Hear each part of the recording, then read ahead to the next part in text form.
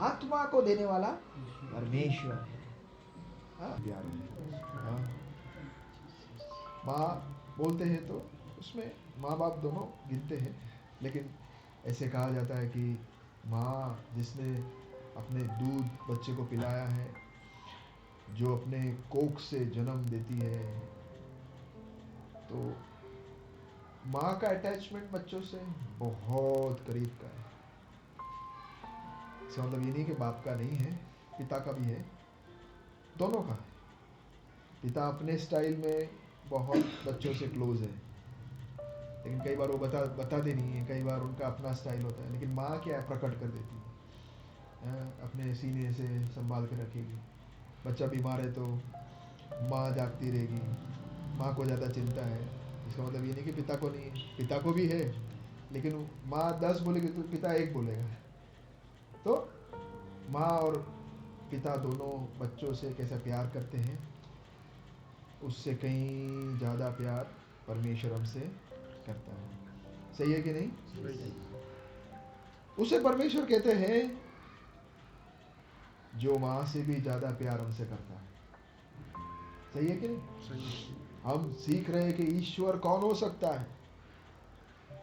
ईश्वर वो है जो हमें कभी छोड़ेगा नहीं, कभी त्यागेगा नहीं। मेरे जीवन को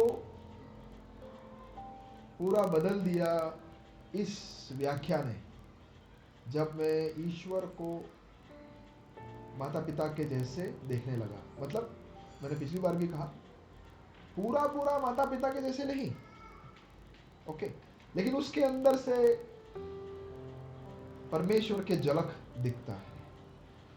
इसका मतलब ये नहीं माता पिता ईश्वर है, नहीं। माता पिता ईश्वर है नहीं, वो इंसान है, उन्होंने हमें पैदा किया है, बात सही है, वो ईश्वर नहीं है। लेकिन असल में हमको इस पृथ्वी में जन्म देने वाला वो है ईश्वर। हमारा शरीर को तो उत्पन्न किया हमारे माता पिता ने, लेकिन हमारे आत्मा को माता पिता ने उत्पन्न किया नहीं। आत्मा को देने वाला परमेश्वर है। हाँ, यानी और शरीर तो हमने शुरू से देखा कि थोड़े समय में खत्म हो जाएगा। तो माता पिता ने जो उत्पन्न किया वो तो थोड़ी देर में खत्म हो जाएगा, लेकिन आत्मा खत्म होगा नहीं होगा। यानी आत्मा को उत्पन्न करने वाला कौन है? परमेश्वर है। यानी थोड़े समय के लिए हम माँ बाप के बच्चे हैं, जब तक ये शरीर हमारे साथ है, लेकिन उसके बाद जो हमारी आत्मा अनंत रहने वाला है, उसका पिता कौन है? परमेश्वर। हाँ, अब ये समझने की कोशिश करो। हम हमारे माता पिता को आदर देंगे, सम्मान देंगे, जान लगा देंगे उनके लिए, सब कुछ करेंगे, पूरा प्यार करते हैं उनसे, लेकिन वो ईश्वर नहीं है। हमको जन्म देने वाले हैं, ये हम अंगीकार करते हैं, मानते हैं, लेकिन वो ईश्वर नहीं है। लेकिन ईश्वर ने माँ बाप को पृथ्वी में बनाया है, ये शादी का एक संस्था बनाया है, वो इसलिए कि ईश्वर हमसे कुछ कहना चाहता है। वो ये कहना चाहता है कि देखो तुम्हारे माँ बाप को, उनका जैसे संबंध है मेरा तुम्हारे साथ।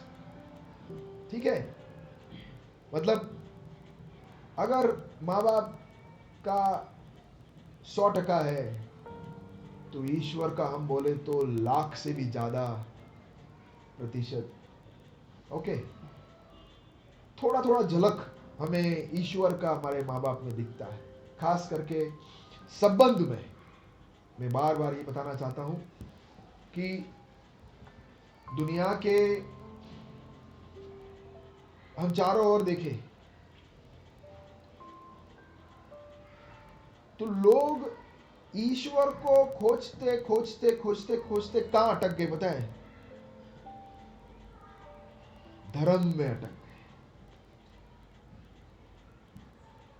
ईश्वर ने धर्म बनाया? नहीं। तो फिर धर्म धर्म क्यों झगड़ा करते हैं? मनुष्य, ये धर्म कहां से आया? अगर पूछे कोई, मुझ आपसे पूछे कि धर्म आया कहां से, तो धर्म इंसान का परमेश्वर तक पहुंचने का परिणाम है। इंसान परमेश्वर को ढूंढने गया तो उसने एक बहुत बड़ा राक्षस को बना दिया जिसका नाम है धर्म। सही में राक्षस बन के रह गया ये। अब पूरी दुनिया में देख लो, भारत में खाली नहीं, पूरी दुनिया में धर्म के नाम में क्या झगड़ा होता है। कत्ल, मार, खत्म करो, मार डालो, बाप रे।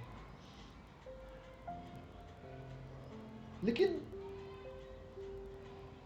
हमारे परिवार के अगर हम देखें अंदर, अरुण और संदीप का झगड़ा होता है तो हम क्या बोलेंगे? मार डाल, खत्म कर डाल। नहीं, माँ बाप क्या बोलेंगे? नहीं भाई, इसको सुलझाते हैं। तो जैसे परिवार में एक संबंध रहता है, माँ बाप के और बच्चे के बीच में जैसे एक संबंध रहता है, परमेश्वर ये बताता है कि मैं तुम्हारे साथ ये रखना चाहता हूं। परिवार के द्वारा हमको ये देखना है कि परमेश्वर भी चाहता है, जैसे माँ बाप का बच्चों के साथ का एक रिश्ता है, उसी तरह ईश्वर भी इंसान के साथ एक रिश्ता रखना चाहता है। सही बोल रहा हूं मैं? डाउट है आपको?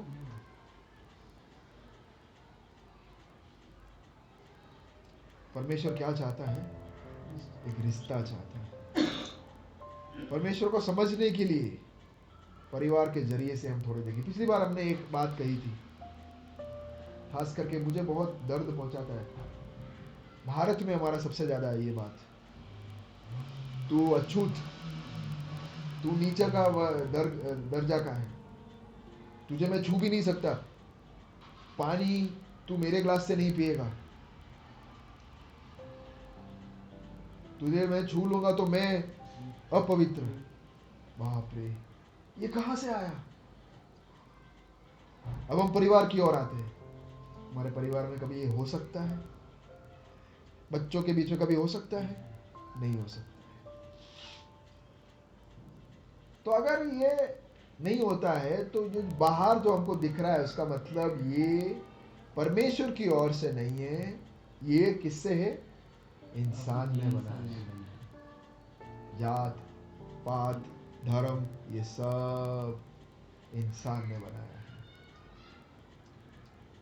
परमेश्वर कभी अपने स्वर्ग से अगर वो नीचे देखेगा तो वो कभी भी पक्षपात नहीं करेगा, ये मुझे अच्छा लगता है, उसे मुझे अच्छा नहीं लगता है, तू उसको मार डाल, ऐसा परमेश्वर हुक्म देगा? कभी नहीं।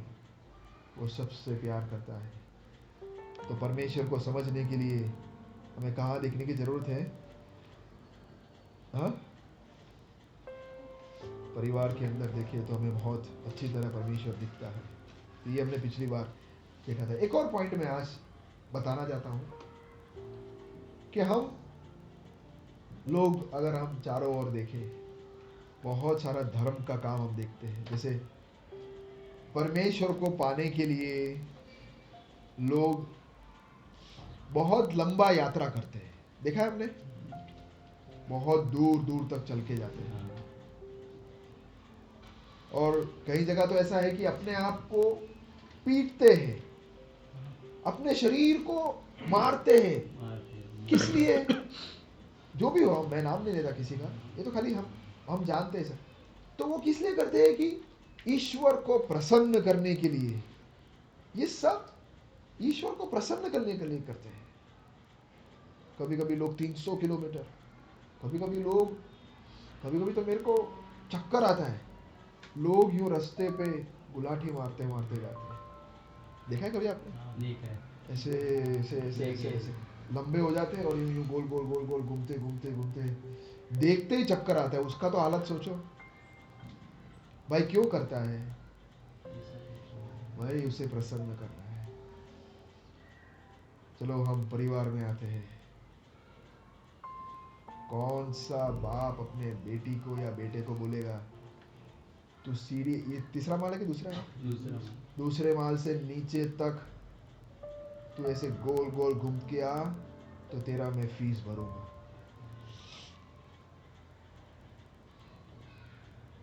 सोचो आप, समझ रहे हो मैं क्या कहना चाह रहा हूं?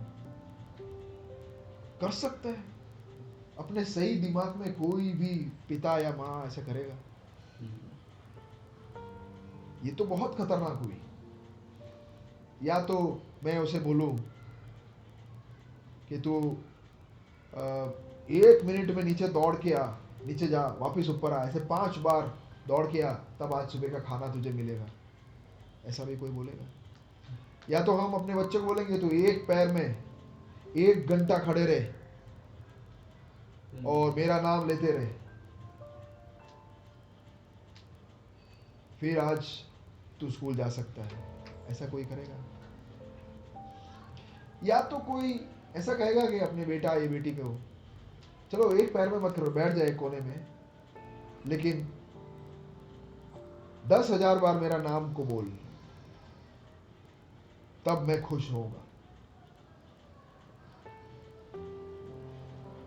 विकास सुबह उठकर 1000 बार ब्रिजेश ब्रिजेश ब्रिजेश ब्रिजेश बोलेंगे तो ब्रिजेश भाई कैसा लगेगा? 2-3 बार तक ठीक है, चलो 10 बार तक ठीक है, उसके बाद बोले ये बंद करना यार, सुबह सुबह चालू हो गया, दिमाग खराब कर रहा है। सही है कि नहीं? सही है कि नहीं? अब आप सोचो कि हम क्या करते हैं और हमको ये पसंद है, हमको जो पसंद नहीं है ना वो हम देते हैं। 10,000 तो ठीक है, 1,00,000 बार तो यार क्या कर रहे हो?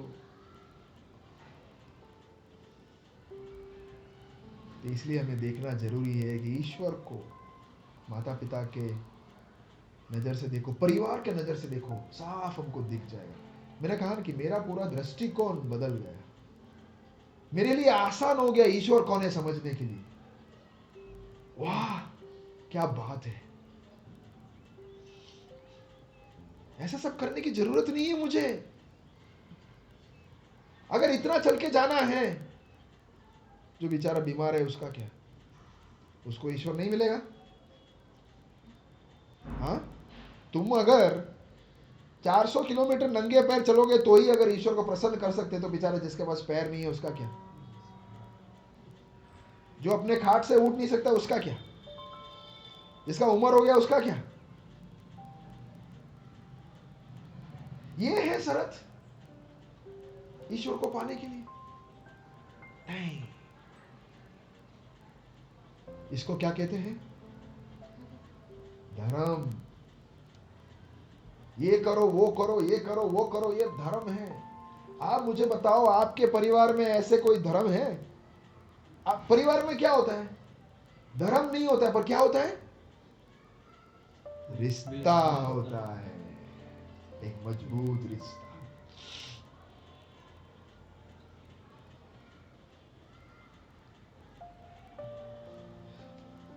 कितने लोग पैसे देखकर ईश्वर को प्रसन्न करते हैं।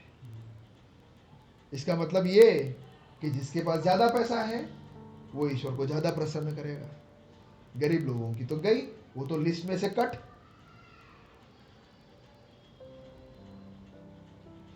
यानी भाई अरुण कमाना अच्छी तरह, ज्यादा पैसा तो ज्यादा पप्पा प्यार करेगा आपसे। सही है? आपके बीच में हरीफाई है अभी, तुम दोनों तीनों के बीच में। भाई ज्यादा पैसा वो प्यार करेंगे, सीधी सी बात। उसको देख रहे हैं, लगा हरीफाई। ज्यादा पैसा तो वो राजू भाई ने बोल दिया, भारती भाई ने बोल दिया, भाई जिसका ज्यादा पैसा मेरे पास आएगा उससे ज्यादा मैं प्यार करूंगा, खत्म बात। 100 बात की ये बात। भाई पैसा है, पैसा रिश्ता बाजू में, पहला पैसा। ऐसा है? ऐसा है? कोई भी माँ बाप ऐसा करेगा? नहीं करेगा। तो ईश्वर को हम क्या पैसे देकर प्रसन्न करते हैं? अरे ये भी, चलो वो तो भूल जाओ, वो तो कभी ऐसे सोचते भी नहीं होंगे, लेकिन माँ बाप ये भी सोचते हैं क्या कि मैं तुझे इतना पालन पोषण करके बड़ा करता हूँ, अब सूद समेत तू बड़ा होता है तो मुझे वापस देना, ऐसा कोई बोलता है? कोई नहीं। बेटा देना है तो देना, तुझे रखना है तो रखना, है तो हम दोनों जी लेंगे बुढ़ा बुढ़ी है कि नहीं? हमारी इच्छा है कि तुम मेरे को संभालना, अगर नहीं संभालता है तो भी मैं मेरा बेटा नहीं है करके नहीं बोलूंगा, मेरा बेटा ही रहेगा, वो अलग बात है, वो अलग पूरा चैप्टर है। लेकिन पैसा देता है इसलिए ही वो प्यार करेंगे ऐसा है नहीं, कोई शर्त के बिना, शर्त के बिना प्यार करते हैं। मेरे तो बेटियां हैं, मेरे तो कभी दिमाग में ऐसा आया ही नहीं है कि ये बड़े होके मुझे नहीं संभालेंगे, क्या नहीं संभालेंगे? भाई तू निकल अभी से घर से निकल, ऐसे कभी ऐसे क्या बोलते हैं? ख्याल ही नहीं आया। मेरे लिए मेरी जान है, हमारे लिए हमारे बच्चे हमारे जान है। कोई शर्त के साथ हम उसको प्यार नहीं करते, कोई शर्त के साथ उनको बड़ा नहीं कर रहे कि कल उठ के मुझे ये देना। हम तो यही चाहते हैं बेटा तुम्हारा घर बसे, भले तू अपना ख्याल रखना, तेरा परिवार सुखी रहे, तू खुश रहे, तू हमें संभाल संभाल, हमारी चिंता मत कर, बस तेरा घर बने, तू सुखी रहे, तेरे बच्चे हो, सब अच्छा हो, यही हमारी तमन्ना है, हमारी इच्छा है, हमारा पूरा कोशिश यही है, हमारा पूरा हम चरित्र हम उनको सिखा रहे हैं कि बेटा अच्छा बन के जीना है कि नहीं? अभी ये सोचते भी नहीं है कि कल उठ कर ये हमें देगा। तो हम इंसान ऐसा नहीं सोचते हैं। तो ईश्वर हमारे 100-200 रुपये में क्या बिक जाएगा? नहीं। तो ईश्वर को हमारे पैसे, हमारे नारियल, हमारे तेल, हमारा लड्डू, हमारा कैंडल, ये कोई चीज में इंटरेस्ट है कि नहीं? आप मुझे बताओ। देखिए प्यारो, हम सबसे मूल बात को सीख रहे हैं यहाँ पे। बिग बॉस में क्या हो रहा है उसके बारे में हमको किसी को, पिछली बार भी मैंने कहा कि टाइम पास करने नहीं बैठे यहाँ पे। सीरियल में क्या हो रहा है ये सस्पेंस देखकर हमारा जिंदगी खत्म करने नहीं बैठ रहे हम। थोड़े देर के लिए, हफ्ते में 1 घंटा, हम खाली 1 घंटा, पिछले हफ्ते आ नहीं पाए, माफ करना, लेकिन हफ्ते में 1 घंटा अगर हम जीवन के सबसे मूल बातों को अगर हम समझ सकते हैं तो जीवन बना हमारा, वरना हम गलत फहमी में रह जाएंगे। मेरी विनती है आपसे कि आंखें खोलो, थोड़ा सोचो कि हम किस ओर जा रहे हैं, कहाँ दौड़ रहे हैं। दौड़ दौड़ के आखिर पता चला, एक बेचारा किसी ने उसको काम दिया था कि भाई ये बिल्डिंग को कलर करना, 5 माल की बिल्डिंग है, 5 माल को बिल्डिंग के कलर करना है, नहीं कितने दिन का काम है? 1-2 दिन का काम है, 1 महीने का काम है? अरे यार ये तो पता नहीं, घर में कलर करना है तो 1 महीना लगता है, बिल्डिंग को पूरा कलर करने में कितना लगता है? 2-3 महीना तो कम से कम 15-20 कारीगर को करेंगे, लगाएंगे, तो वो कलर करते जा रहा, तीसरे माल में पहुंच गया तो वो कॉन्ट्रैक्टर मेन जो है वो के बाहर गया था, आ नहीं सका। दूसरे महीने में आकर देखा कि ये भाई तू क्या कर रहा है? भाई मैं कलर कर रहा हूँ यार, 2 महीना खत्म होने हैं, बस पैसे दे अब मेरे को अभी और। ये बिल्डिंग कलर नहीं करना था, ये बिल्डिंग कलर करना था।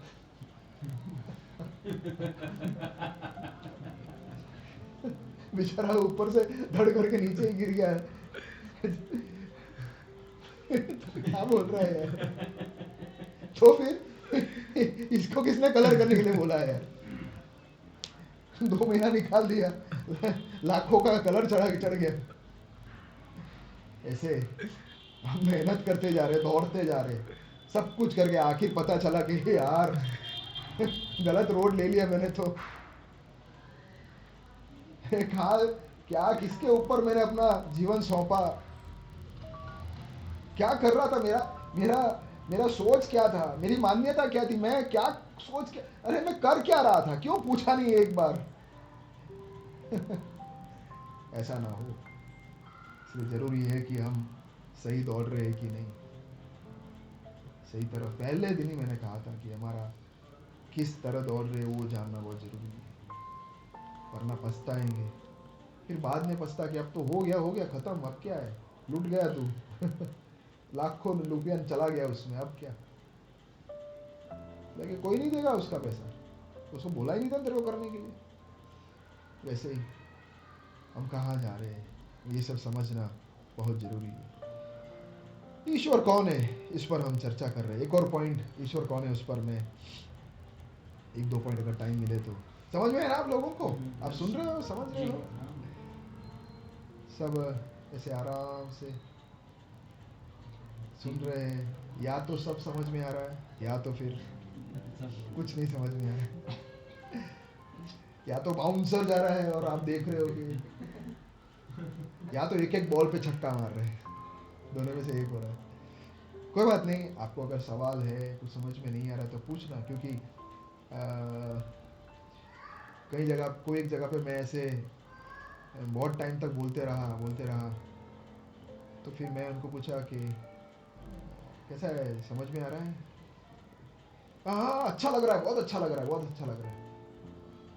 मैंने बोला, मैंने अच्छा लग रहा है कि नहीं पूछा, मैंने अच्छा लग रहा है, अच्छा लगाने के लिए मैं नहीं कर रहा हूँ, मैं कुछ जीवन के मेन मूल बातों को बताने आया हूँ, जिसके वजह से मेरा जीवन बदल गया है, मेरा जीवन बदला है, मैंने अनुभव किया है, और वो अनुभव मैं आपको बताने आया हूँ। तुमको अच्छा लगाने के लिए तो टीवी है भाई लगाओ, बहुत अच्छा लगेगा, मेरा सुनने से क्या अच्छा लगेगा, सीरियल देखो, बहुत मजा आएगा, सारे गम भूल जाएंगे। हमारे भाई क्यों लगाते हैं, क्योंकि सारा गम भूल जाते हैं। तो ये गम भुलाने के लिए, थोड़े टाइम का मजा के लिए नहीं, हाँ, ये अनंत जीवन, ये जैसे मैंने कहा कि हमारी आत्मा अनंत है, और उस अनंत आत्मा के बारे में बातें करने के लिए मैं आया हूँ। और मैं क्यों बोल रहा हूँ आप पूछो, अगर शायद मैंने बताया होगा, फिर वापस दोहरा रहा हूँ कि अगर मैं किचन में गया, वहाँ पे मैंने एक जहरीला सांप को देखा, और फिर भाभी का उठ के वहाँ जा रही है, तो मैं यहाँ से दिखूंगा कि जाने दे इसको, काटते हो, चिल्लाते दिखने दे मेरे को। ऐसे अगर मैं यहाँ बैठ के बोलूँ तो मैं कौन हूँ, इंसान हूँ या हैवान हूँ? और मैं आराम से बोलूँगा कि भाभी का, वो जा रही है, ओ भाभी का जाना नहीं, ऐसे मैं ऐसे गाना बजाते बजाते, गाते गाते बोलूँगा मैं। अर्जेंट है तो बात कर सकते, कोई बात नहीं, हाँ बात करो, अर्जेंट है तो कोई प्रॉब्लम नहीं, चिंता नहीं। और हस्बैंड आए तो जाना ऊपर। हाँ, ऐसे मैं गाते गाते बोलूँगा कि भाभी का मत जाना, किचन में सांप है, ऐसे गाने बैठूंगा मैं। आप ही सोचो, वहां से मैं देखा और बाहर आऊंगा तो क्या करूंगा मैं? एक खास बात बोलना है तुमको क्या करूंगा मैं? ओ कि मेरे फुल आवाज से भागो भागो, सब घर से बाहर निकलो, घर से बाहर निकलो। पहले तो समझ में नहीं आया लोगों को कि इसको हो क्या गया, अरे सू थयू, मेरा बोली भी निकलेगा नहीं, क्योंकि खतरनाक सांप को देखा है मैंने। अरे बाप रे, भागो सब, पहले भागो, मेरे को समझ में आवे कि नहीं, ठीक है तुम भागो बाहर, क्योंकि तुमको काटेगा तो मर जाएंगे भाई। तो वही मैं इधर कर रहा हूँ। मैं भी एक टाइम में भाग रहा था, फिर पता चला कि जो भाग, जिस दौड़ में मैं लगा हूं, वहां खतरा है, वहां मुझे अंत नजर आ रहा है, वहां मुझे बहुत बड़ा खड्डा दिख रहा है, वहां पे जहरीला एक सांप नहीं, सांपों का कुंड है। ऐसे खतरनाक जगह पे मैं जा रहा था, और इस ईश्वर ने मेरी आंखें खोल दी, तो वही बांटने में मैं लगा हूं। आपको थोड़ा अच्छा लगता है ये सुनने के लिए मैं नहीं, हमारा अनंत काल का रास्ता हम बदले, हम कहां जा रहे हैं, हमारा दौड़ बदले, हम उल्टा मुड़े, कहां जा रहे हो देखे, इसलिए मैं चिल्ला चिल्ला कर अंदर से चिल्ला रहा हूं, लेकिन बाहर से शांति से तुमको समझाने की कोशिश कर रहा हूं कि हमारा दौड़ कहां जा रहे हैं। मैंने देख लिया, मेरी आंखें खुल गई कि अब हमारे बैठे हुए हरे की आंख खुलेगी कि नहीं। एक और पॉइंट, एक सवाल है, ईश्वर कौन हो सकता है, उस पर हम चर्चा कर रहे। तो एक मैं सवाल पूछता हूं, क्या ईश्वर 100% पवित्र होना चाहिए? हाँ, हाँ, 100% पवित्र होना चाहिए ईश्वर।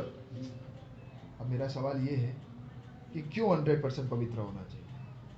थोड़ा चलाओ यार, अरे थोड़ा थोड़ा चाले, थोड़ा तो मिलावट सब जगह चलता है, नहीं चलेगा मिलावट ईश्वर पे थोड़ा?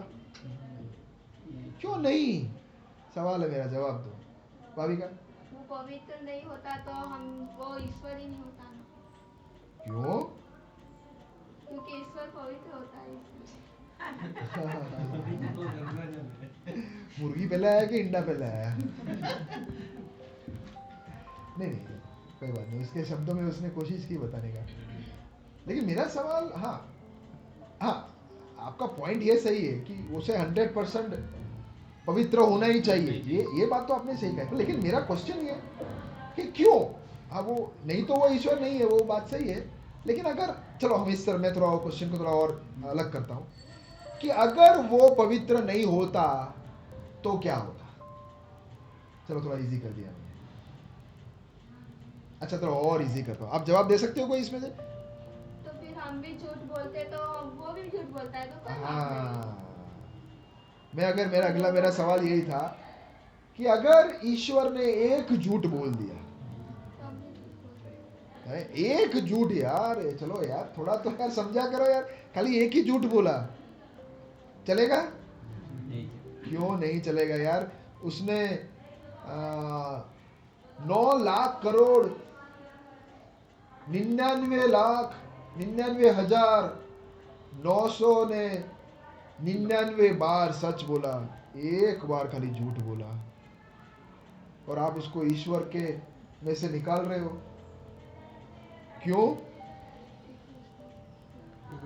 एक बार भी झूठ बोला हाँ, तो बोला तो क्या हुआ? वो ईश्वर ही नहीं हुआ ना, चौकड़ी हुई। चौकड़ी लग गई। लेकिन क्यों? भाविका का जवाब सुनो, सही बोला आपने कि अगर उसने एक झूठ बोला तो हम भी बोल सकते हम भी हैं। बोल सकते हाँ। हैं कि परमेश्वर ने झूठ बोला तो हम क्यों नहीं बोल सकते? खत्म। उसने एक परमेश्वर होके तूने एक बोला, हम इंसान है भाई, हम तो लाखों बोलेंगे, समझ रहे हो? यानी वो कुछ बोल ही नहीं सकता है। एक स्कूल में एक लड़का हमेशा चोरी करता था, रबर, कभी पेंसिल, रोज घर पे लेके आवे। तो टीचर भी कंटाल गई यार, फिर उसको बोले कि माँ पापा को बुलाया, मैं कहा यार तुम्हारा बेटा रोज यहाँ से एक एक पेंसिल लेके जाता है। तो पापा ने बोला, अरे स्कूल से क्यों लेके आता है, मुझे बोल दिया तो मैं ऑफिस से लेके आ जाता।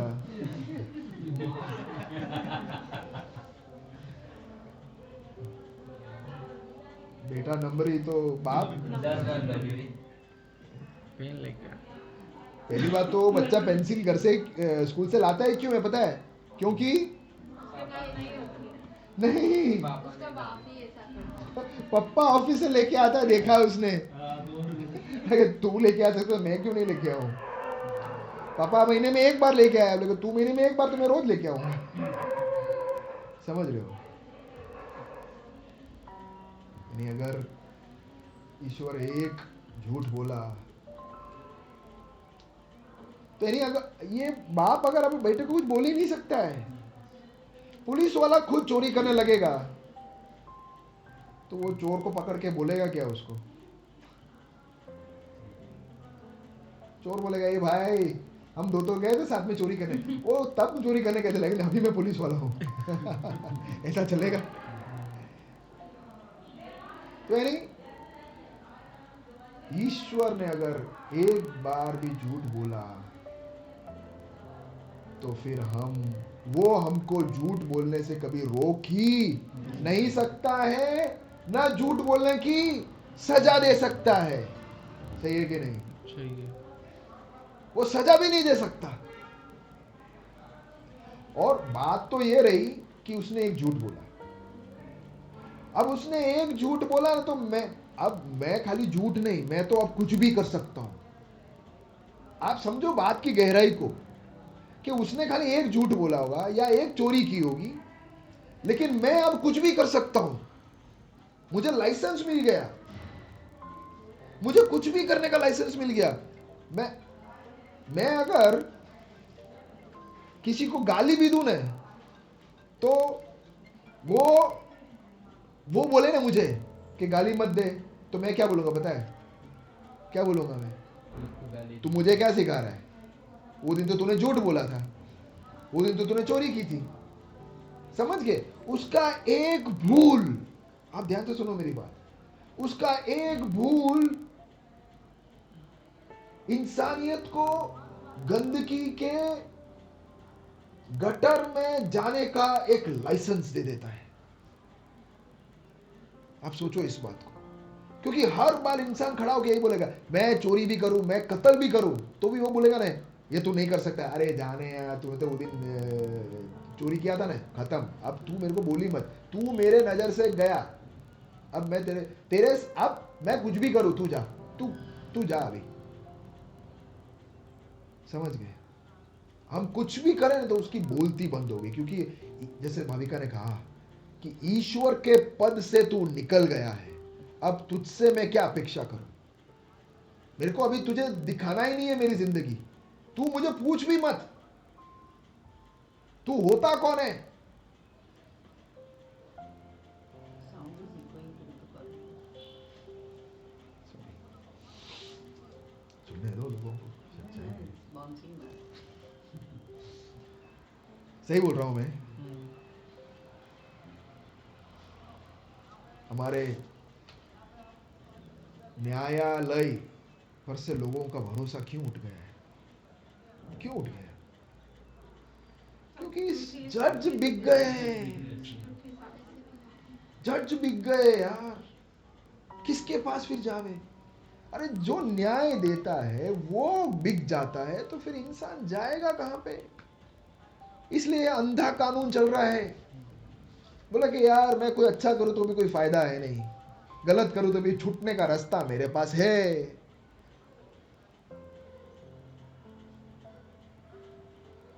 क्या जावे? हमारा एक जमीन का केस चल रहा है, जमीन हमारा है, लेकिन किसी बिल्डर ने पूरा जाली कागज बनाकर उसका अपना कर दिया। क्या कर सकते हैं? और सरासर जज को भी उसने खरीद लिया। फिर कहां जाएंगे इंसान? फिर मैं ये न्यायालय से क्या अपेक्षा करूं? छोड़ यार, तेरे से मैं क्या अपेक्षा करूं? फिर वो हौसले का घोंसला देखा है आपने? फिर तूने न्याय नहीं, तू बैठ, तेरे से मैं भरोसा नहीं कर सकता, मैं ही न्याय, मेरे हाथ में, अब मैं ही हूं न्यायाधीश। दुनिया में यही हो रहा है ना, जब न्यायाधीश के ऊपर से भरोसा उठ जाता है तो लोग क्या करेंगे? अपने हाथ में कानून को ले लेंगे। हाँ, अब मैं ही करूंगा यार, अब मेरे हाथ में लाठी है, मेरा भैंस जा, मैं ही पुलिस, मैं ही न्यायाधीश, मैं ही सब बन गए। ईश्वर के मामले में भी अभी यही हो रहा है कि नहीं? हमें कभी कभी सोचना है, इंसान ईश्वर बन के क्यों घूम रहा है? सोचो आप। क्योंकि उसके नजर में जिसको वो ईश्वर बोलता है, उसने कुछ गड़बड़ तो नहीं कर दी ना? सोचने जैसी बात है। हमें आज रात को, क्योंकि मेरी बात बोलूं तो मुझे 2 बार डर लग रहा है गलत करने से। लोग क्या बोलेंगे ये सोचकर नहीं, ये सोचकर कि मेरा ईश्वर जो 100% पवित्र है, वो क्या बोलेगा। समझ लो। दूसरी पॉइंट उसके साथ साथ, ये जो ईश्वर 100% पवित्र है, अब ये ईश्वर, ध्यान से सुनना, ये ईश्वर लोगों से क्या अपेक्षा करेगा? कि वो भी 100% हो। हाँ, जैसे मैं अगर गाली नहीं बोलता हूं तो मैं चाहता हूं कि मेरा बच्चा तो गाली, मैं दारू नहीं पीता तू भी दारू मत पी, मैं झूठ नहीं बोलता तू भी झूठ मत बोलना, मैं चाहता हूं कि मेरे सारे अच्छे गुण उसके अंदर आ जाए। मैं तो इंसान हूं, मेरे कुछ बुरे गुण भी होंगे, लेकिन आप में से कोई ऐसा कहता है कि मेरा बुरा गुण भी उसके अंदर जावे चलेगा? ऐसा बोलेगा? नहीं बोलेगा ना। हम क्या चाहते हैं कि मेरे सारे अच्छाई खाली उसके अंदर जाए, बुराई न जाए। तो ये जो ईश्वर है जो 100% पवित्र है, वो क्या चाहता है कि मेरा 100% पवित्रता मेरे बच्चे के अंदर भी जाए। वो अगर ऐसा कहेगा, चलेगा यार, थोड़ा थोड़ा तो चलेगा, तो दाल में कुछ काला है। समझ रहे हो आप? समझ रहे हो मैं क्या कहना चाह रहा हूं? अगर वो चलाता है तो उसका मतलब कहीं कुछ गड़बड़ है।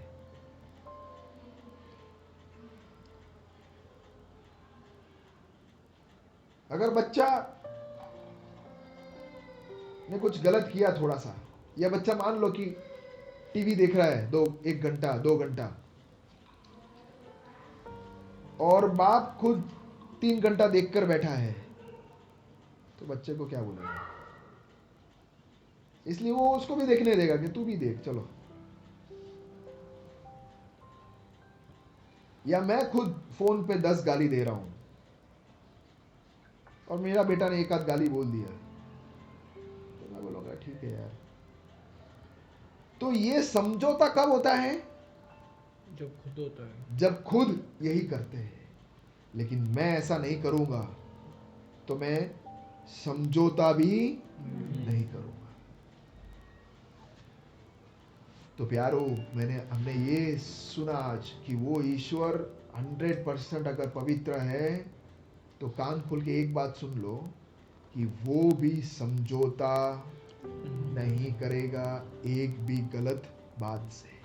वो हमसे अपेक्षा कर रहा है कि हम भी पवित्र, किसके जैसे? उसके जैसे पवित्र रहे।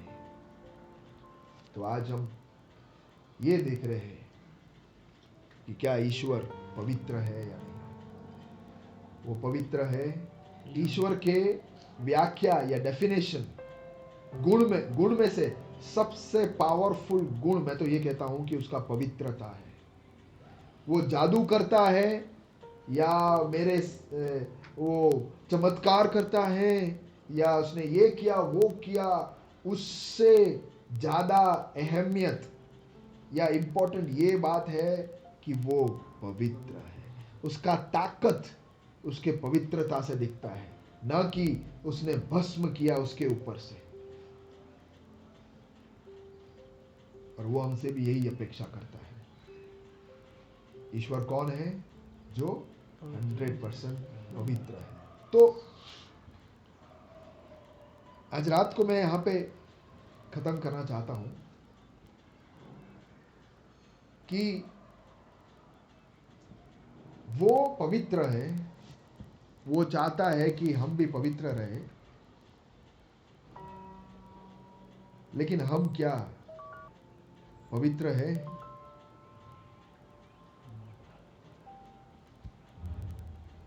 या हमसे कुछ भूल गलती कुछ होता है? उसे क्या कहते हैं, उस पर हम अगले रविवार को हो सके तो चर्चा करेंगे कि हम जो गलत करते हैं, आप जानते हो वो क्या है? क्या है? हाँ, इसमें एकदम सही पॉइंट पर बोला। पाप, इसके ऊपर हम थोड़ा चर्चा अगली बार करेंगे कि पाप क्या है, क्यों आया, कहां से आया। ये नहीं होता तो अच्छा रहता, लेकिन आ गया, कैसे आया, इसके बारे में हम थोड़ा देखेंगे। और पाप क्या है, इसके ऊपर थोड़ा हम देखेंगे। सुन रहे हो आप लोग? जी। ठीक है, आज हमने 2-3 पॉइंट चर्चा की। क्या क्या था, एक बार फास्ट रिवाइज करके हम समाप्त करेंगे। क्या मैंने सबसे पहले कि ईश्वर को देखने के लिए सबसे अच्छा जरिया क्या है, किसको देखना चाहिए? परिवार।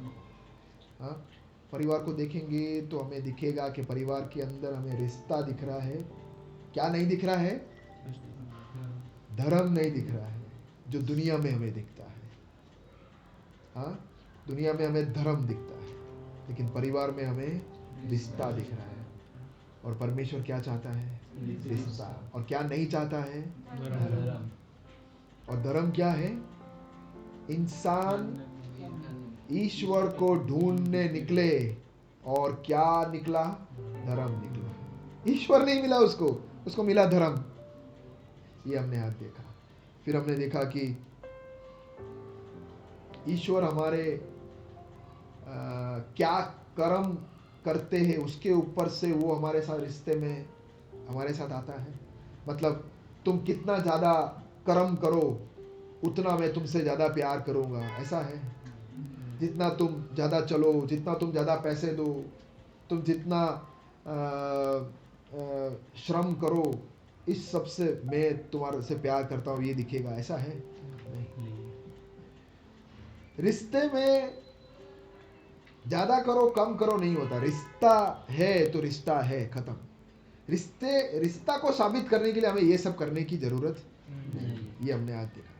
फिर तीसरी बात हमने देखा कि परमेश्वर कैसा होना चाहिए? 99.99% पवित्र होना चाहिए। पॉइंट लगाओ, फिर 0.00000000000000000 1000 जीरो लिख दो, उसके बाद 1 डालो। उतना गड़बड़ नहीं चलेगा, गंदगी नहीं चलेगा। कितना होना चाहिए? 100% पवित्र। जो 100% पवित्र है वो ही ईश्वर हो सकता है। और वो हमसे भी क्या चाहता है कि हम भी उसके जैसे 100% पवित्र रहे। और समझौता नहीं करेगा, क्योंकि उसने भी समझौता नहीं किया। हाँ, तो फिर हमने आखिर में ये देखा कि हम 100% पवित्र नहीं है। हमसे क्या हो जाता है? ब्रिजेश भाई ने कहा ऐसे पाप हो जाता है। हम अगली बार थोड़ा उसके ऊपर और देखेंगे कि क्या है ये, कहाँ से आया ये, हम कैसे इसमें फंसे। ओके, आइए हम एक छोटा सा दुआ कर समाप्त करेंगे।